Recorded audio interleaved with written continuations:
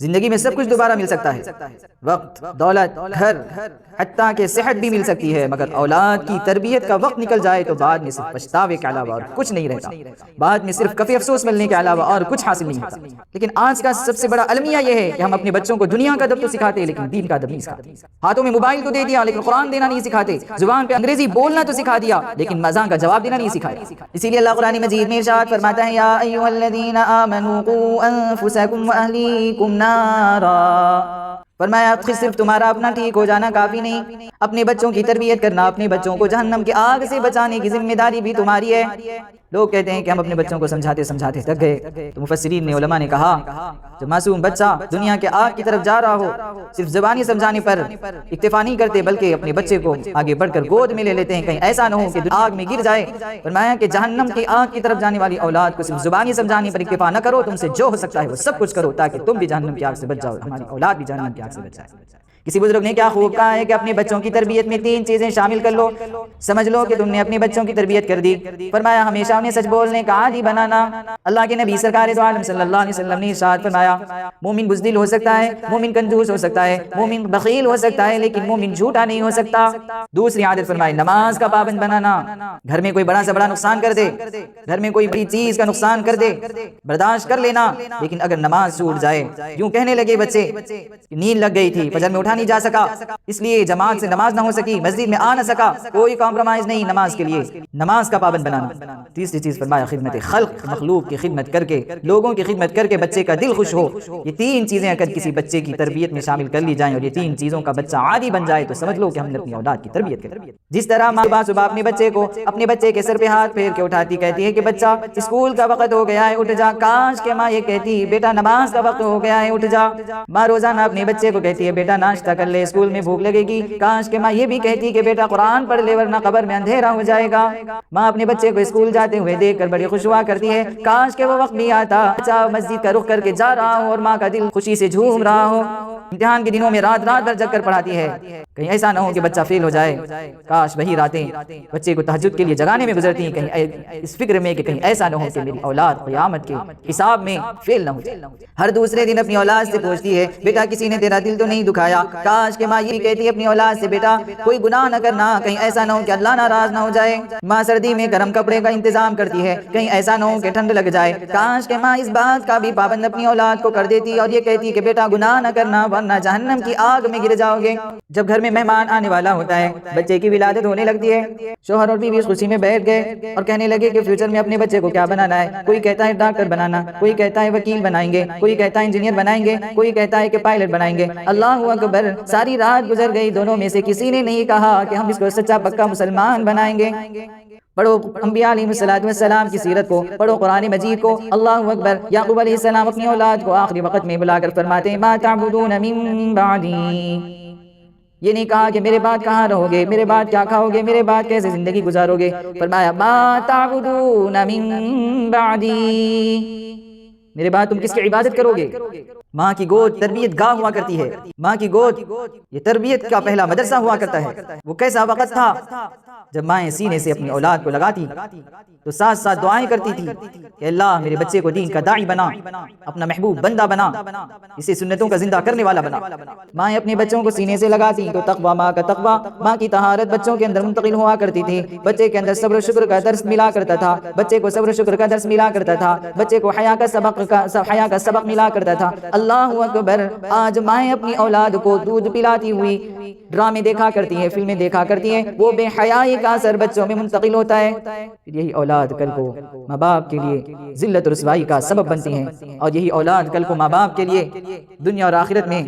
رسوائیوں کا ذریعہ بنتی ہے۔ اپنی اولاد کی تربیت اور ان کی اصلاح ایسے کیا کرو، کبھی اپنے بچوں کو اپنی گود میں بٹھا کر، کبھی وہ سو رہے ہوں ان کے ماتھے پہ پیار کرتے ہوئے اور ان کو سمجھاتے ہوئے یوں کہنا بیٹا اگر رات کو چارپائی دیکھ کر کے ماں کی یاد آ جائے، باپ یاد آ جائے، باپ کی لاٹھی دیکھ کر کے باپ کی یاد آ جائے، چارپائی دیکھ کر کرسی دیکھ کر کے ماں کی یاد آ جائے، صبح قبرستان چلے جانا اور قبرستان جا کر کے کچھ قرآن کی آیتیں پڑھنا، قل کی صورتیں پڑھ لینا اور ہاتھ اٹھا کر دعا کر لینا میرے مالک میرے ماں باپ کو دنیا میں میرے ماں باپ نے مجھ پر بڑے احسان کیے ہیں، اے اللہ انہیں قبر کے عذاب سے بچا لینا، جہنم کے عذاب سے بچا لینا۔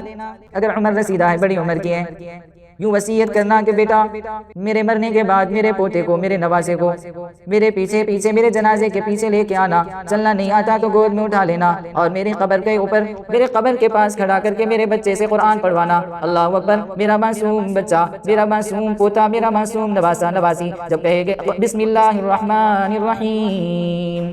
اللہ فرشتوں سے کہے گا کہ وہ فرشتے آ جاؤ آ جاؤ، اسے عذاب نہ دو۔ فرشتے کہیں گے کہ اللہ یہ تیرا ظالم بندہ، گنہگار بندہ ہے، اس نے فلاں فلاں گناہ کیے ہیں۔ اللہ اکبر، اللہ بھی کہتا ہوگا، اللہ بھی کہے گا کہ وہ فرشتوں تم زمین کے اندر کا نظارہ دیکھ رہے ہو، میں زمین کے اوپر کا نظارہ دیکھ رہا ہوں۔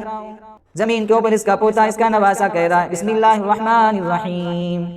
اس کا پوتا مجھے رحمان رحیم کہہ کے پکار رہا ہے۔ میری غیرت اس کو گوارا نہیں کرتی کہ اس کا معصوم بچہ،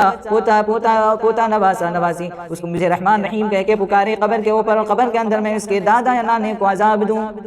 ہائے ہماری بدنصیبی، انگریزی کی پوئم پورا یاد کروا دی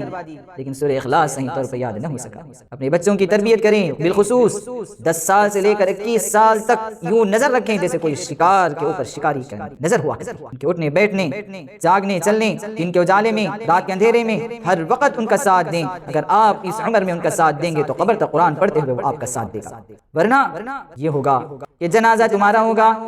رشتہ دار آئیں گے، پڑوسی آئیں گے، دوست احباب آئیں گے، سارے کے سارے جنازہ گاہ جا کر جنازے کی نماز پڑھیں گے، اولاد سگی اولاد ہو کر کے باہر کھڑے گی، لوگ پوچھیں گے کیا ہوا، جنازے کی نماز نہیں پڑھ رہے ہو؟ کہے گا کہ میں اپنے باپ کے جنازے کو کاندھا تو دے سکتا ہوں لیکن جنازے کی دعا نہیں پڑھ سکتا۔ کسی کا بچہ سجدے میں مرتا ہے، کسی کا بچہ قرآن پڑھتے ہوئے مرتا ہے، کسی کا بچہ ذکر کرتے ہوئے مرتا ہے۔ ہائے افسوس، آج کی اولاد گاڑی پہ گانے سنتے ہوئے ایکسیڈنٹ کے ذریعے مر جاتی ہے، محبت میں ناکامی پر سولی پہ چڑھ کے مر جاتی ہے۔ اللہ اکبر کبیرہ، آج ہماری اولاد اور بزرگان دین کی اولاد میں بڑا فرق نظر آنے لگا۔ اولاد سوچتی ہے باپ کا انتقال ہو گیا، ماں کا انتقال ہو گیا، قبر پہ جا کر پانی کا چھڑکاؤ کریں گے، پھول ڈالا کریں گے۔ بیٹا جاتا ہے قبر پہ پانی کا چھڑکاؤ کرتا ہے، پھول ڈالتا ہے، یوں سمجھتا ہے کہ چلو میں نے بڑا اچھا کام کیا۔ قبر کے اندر سے آواز آتی ہوگی، باپ کہتا ہوگا، ماں کہتی ہوگی کہ بیٹا ہم نے کبھی تم سے بے وفائی نہ کی، یہ تو ہم سے کیوں بے وفائی کر رہا ہے؟ بیٹا کہتا ہے کہ ابو میں نے کیا بے وفائی کی، امی میں نے کیا بے وفائی کی، میں نے تو آپ کی قبر پر پانی کا چھڑکاؤ کیا، پھول خرید کر لائے اور آپ کی قبروں کو پھولوں سے سجا دیا،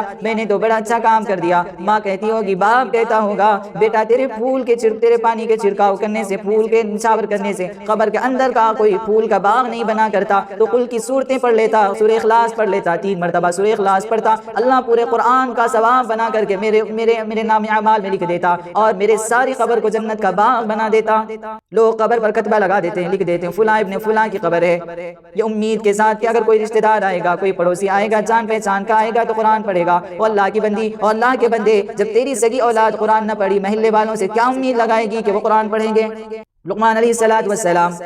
اپنے بیٹوں کو وصیت فرماتے ہیں، کہتے ہیں یا بنی لا تشرک باللہ ان الشرک لظلم عظیم، بیٹا شرک نہ کرنا، اللہ کے ساتھ کسی کو شریک مت کرنا، بے شک شرک بہت بڑا عظیم گناہ ہے۔ ایک بچے کی بینائی چلی گئی، نابینا بچہ ہے، ماں دعائیں کرتی ہے، رو رو کر کے اللہ کو مناتی ہے، یہی بچہ کل کو آنکھوں والے ہزاروں محدثین کا امام بنا، جسے آج دنیا امام بخاری کے نام سے جانتی ہے۔ ایک مائی کو اولاد راتوں میں دیکھتی ہے کہ سجدوں میں ہے، دن کو دیکھتی ہے کہ دعائیں کرتی ہے، نمازیں پڑھتی ہے، قرآن کی تلاوت کرتی ہے، جب آنکھ کھلتی ہے ماں کو دیکھا کبھی سجدے میں ہے، کبھی قیام میں ہے، کبھی رکوع میں ہے۔ اللہ اکبر، ایسی ماں کی اولاد کو اللہ کے نبی نے فرمایا سیدہ شباب اہل الجنہ، ایسی ماں کی اولاد کو اللہ تبارک و تعالیٰ نے جنتی مردوں کا سردار بنا دیا۔ اپنے بچے کو علم نبوت کے حاصل کرنے کے لیے اپنے بچے کو بھیجتی ہے، ساتھ وصیت کرتی ہے، بیٹا یہ 40 دینار سلے ہوئے کپڑے میں رکھ کر میں تجھے بھیج رہی ہوں، لیکن یاد رکھنا کبھی تیری زبان سے جھوٹ نہ نکلنے پائے۔ اللہ اکبر، ماں کی اسی تربیت نے اس بچے کو غوث اعظم بنا دیا، جس کو دنیا آج شیخ عبد القادر جیلانی کے نام سے جانتی ہے۔ سرد راتوں میں ایک ماں اپنے بچے کو ہاتھ کو تھام کر کے مسجد کو لے جایا کرتی تھی۔ اللہ اکبر، وہی بچہ امام احمد بن حنبل کی شکل میں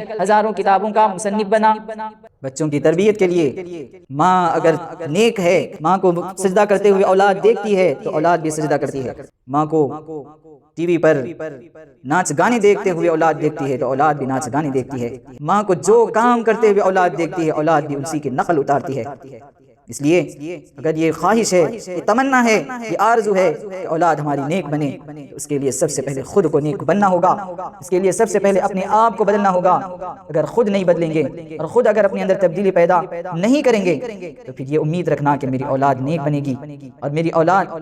باحیا بنے گی اور میری اولاد دنیا اور آخرت میں ہمارے لیے عزتوں کا سبب بنے گی، تو یہ صرف ایک خواب ہی رہے گا، اس کا حقیقت سے کوئی تعلق نہیں ہوگا۔